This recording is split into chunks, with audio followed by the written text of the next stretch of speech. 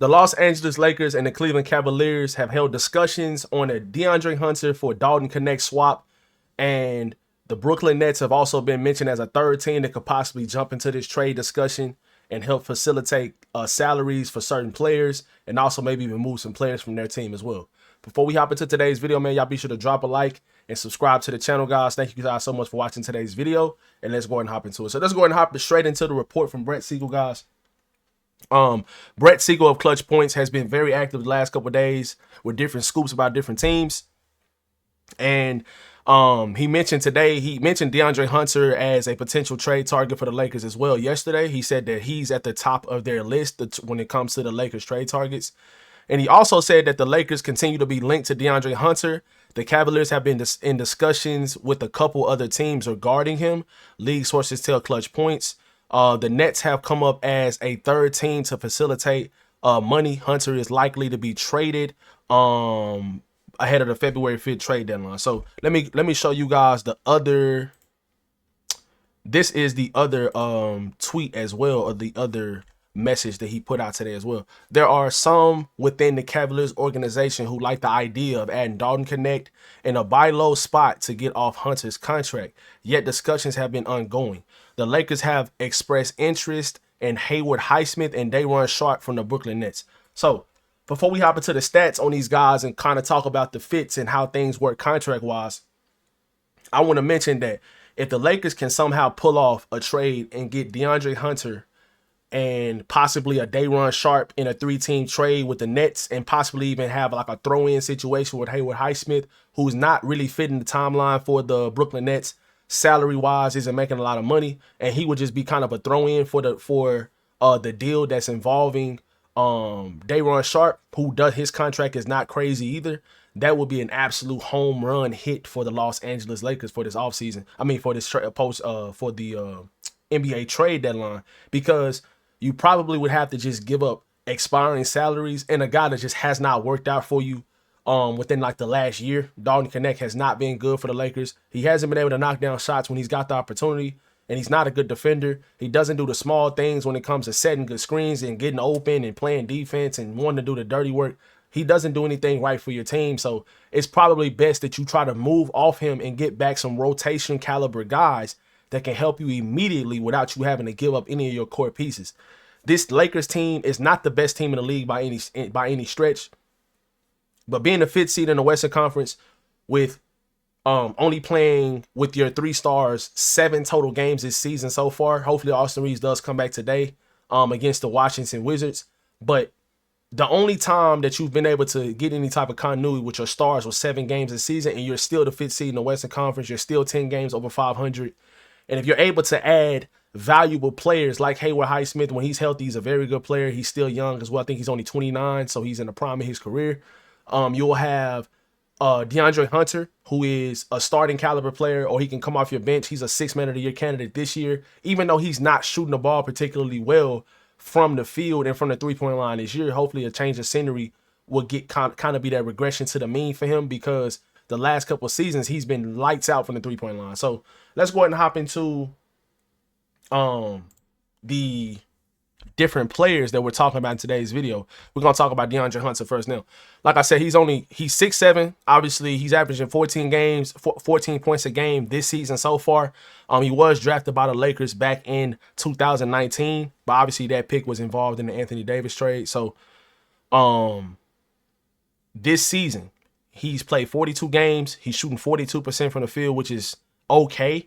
31% from 3, which is very, very eye-opening. He's shooting 88% from the free throw line. Now, 41% from the 3-point line the season before, 43% on only 27 games, 39% only 37 games, and he's also had a 39% from 3 the season before that as well. So last year was his best season when it comes to shooting the ball. He split the 2 seasons with the Hawks and the Cavaliers. So with the Hawks, he shot 39%, and then when he came over to the Cleveland Cavaliers, the last 27 games of the season, he shot 43% from 3. So I definitely think that he can get back to that type of shooting form with the Lakers, because he'll get so many open looks. Now, he gets a lot of open looks with the Cavaliers as well. That's a very, very good offensive team, and they have a lot of good facilitators in Donovan Mitchell and Darius Garland. But the reason why I think that this DeAndre Hunter trade is realistic is because the Cavaliers are the only team in the NBA that is over the first apron. So they need to start trying to shed some salaries and get back some better contracts, some expiring contracts. And I think that like the report showed from Brett Siegel at the beginning, the Cavaliers are interested in a buy low kind of player like Dalton Knecht. Maybe we trade for him, we get off DeAndre Hunter's books.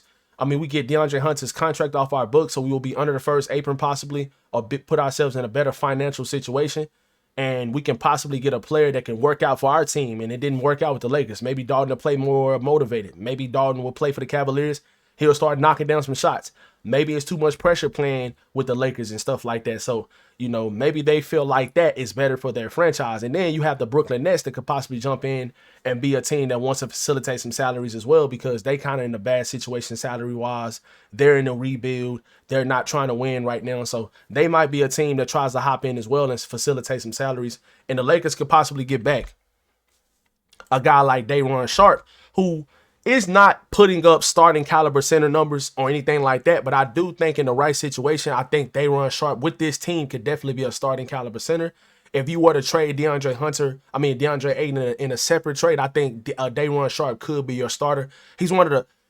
He is a top 5 rebounder in the league. And I know the numbers don't really show it that much, but per 36 possessions, he is one of the elite rebounders in the league when it comes to efficiency and offensive rebounding, defensive rebounding, actually catching a rebound, not losing it, and actually setting. He's a good screen setter.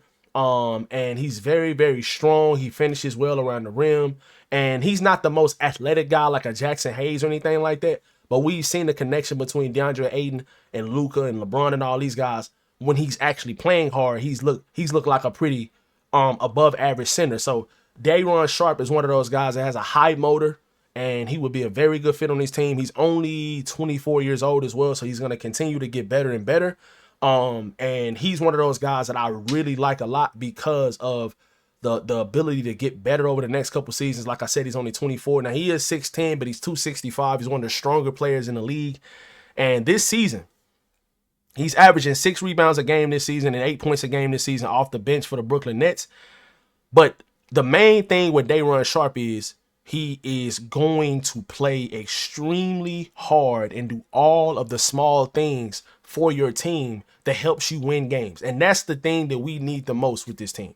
We need those things the most. Now, he's not the best shot blocker in the league. He's not the most athletic player in the league or anything like that. So my preference from the Brooklyn Nets would be Nic Claxton. But I think that if you was to get back a guy like Sharpe, because of his ability to rebound the ball, because of his positional defense is pretty solid as well, and if he's in the starting position with a team like the Lakers, I think he'll be able to blossom into a very good young center in the NBA. And he could be your center for the future alongside Luka Doncic. I love Sharpe's game, man, and I definitely would want Sharpe from the Nets if you cannot get Nic Claxton, because obviously his contract is a little bit worse than Sharpe. So Haywood Highsmith, he is another guy that's been mentioned that the Lakers are interested in from the Brooklyn Nets, and I can understand why they're interested in him, even though he has not played this season so far.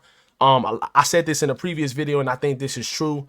I think the reason why he has not tried to come back and play yet is because the Brooklyn Nets are in a situation where they're not trying to win right now. So what's the point of you coming back and trying to, possibly play for a team that you probably won't be in a rotation for, because they're trying to rebuild and they're trying to grow their younger players, and you're in just a complete situation. The time frame, the timeline does not fit with what they're trying to do and what you're trying to do. And Haywood Highsmith is 29 years old, so I definitely think he wants to go to a team to where he can try to win. And I think if they don't trade him, I think they might buy him out, because he was included in a trade. I think they made a trade with the Miami Heat.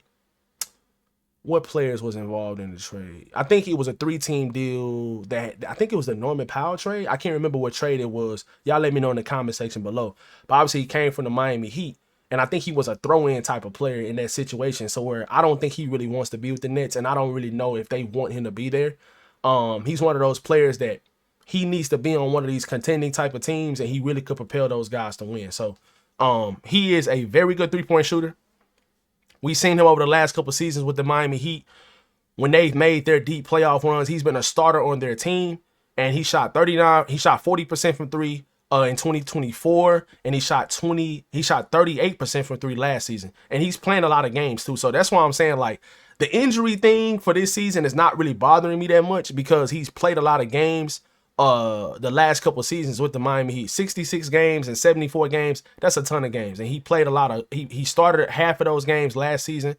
And I really like Haywood Highsmith as a defender that can shoot the three ball very well. He's 6'5", he has very, very long arms, and he does all the dirty work, like we said. And he would be a rotational player for this team. He definitely would be in a rotation, and he would just make your team deeper. And if some nights he's not working out, not playing well, you know, you can go another direction or whatever.